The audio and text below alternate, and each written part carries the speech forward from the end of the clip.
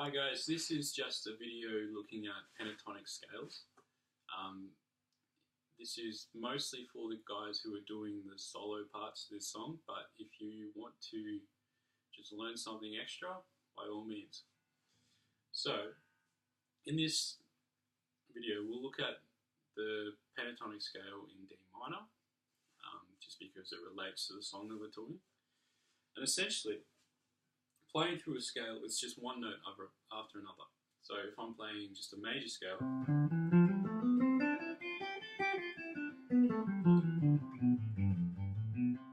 that's a C major scale.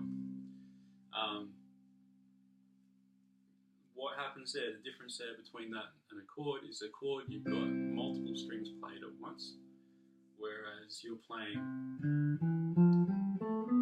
one note at a time.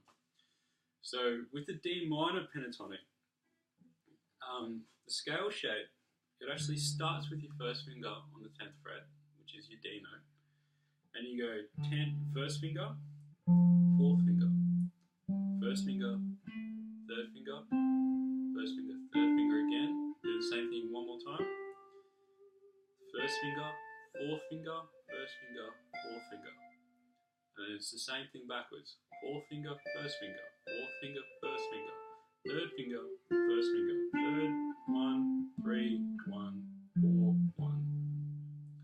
So a good way to remember this is try to see the shape, because when I play a solo,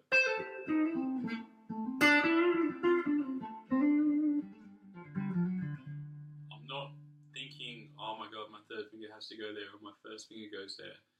I can see the shape itself. So for this one that we just learned, you've got your first finger and your fourth finger on the top string, and it's the same thing for the last two strings.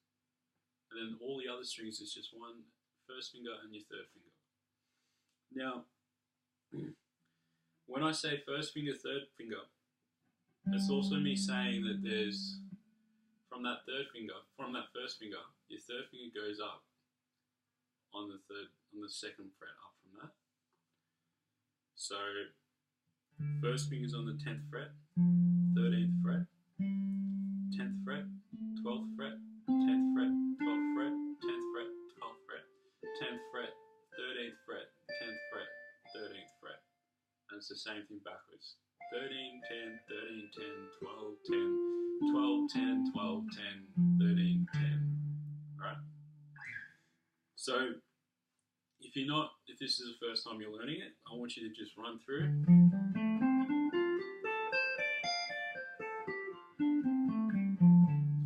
Really slowly at the start, and then just build up speed as you get as it gets more comfortable.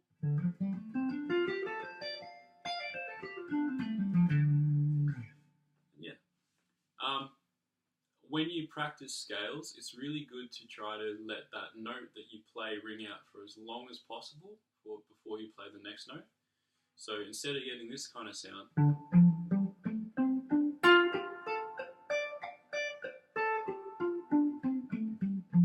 want it to be all long notes.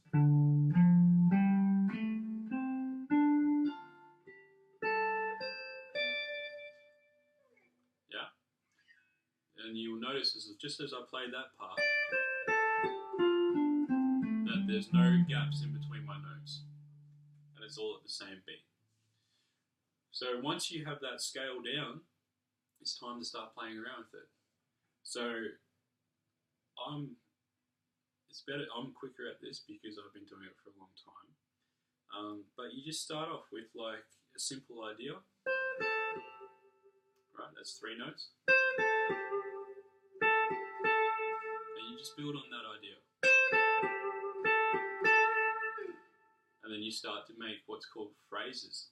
So it's like when you are speaking, you don't just give everyone a huge chunk of information at once. You break it down into little bits and you leave gaps in there so that people can have a chance to hear what you've just said and process the information. It's the same thing when you play guitar.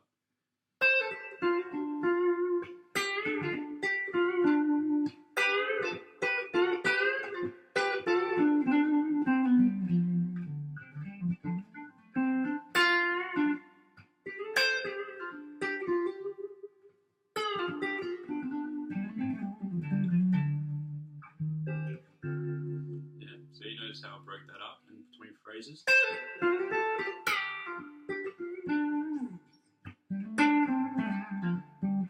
It wasn't just all straight. Oh, sorry.